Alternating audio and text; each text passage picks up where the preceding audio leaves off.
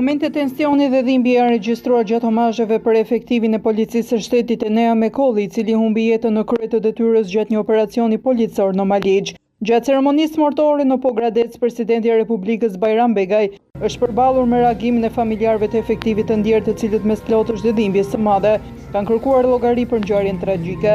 Xhaxhaja Enea Mekollit u drejtua kreut të shtetit me tone të ashpra, duke akuzuar institucionet për dështim në përballje me elementet kriminal dhe duke kërkuar masa më të forta kundër krimit.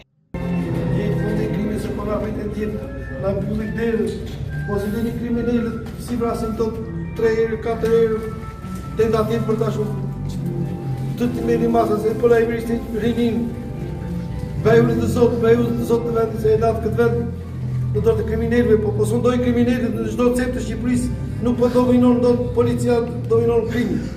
Do belet e tyre se na fundose, na fundos ta shpur të fund. Por jetëm kohë na mbyll të dy herë.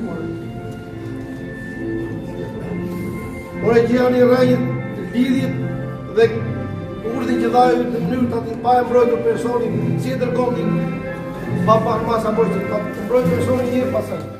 Deklarata vjen një ditë pas ngjarjes së rënë në lozhën të Maligjit, ku efektivi Enea Mekolli u vra gjatë një operacioni për kapjen e një pensioni të shumë kërkuar, ndërsa një tjetër efektiv mbeti i plagosur. Omazhet për policinë e rënë në detyrë po zhvillohen mes emocioneve të forta, ndërsa familjar, kolegë dhe qytetar i dhanë lam të mirën e fundit 34 vjeçarit.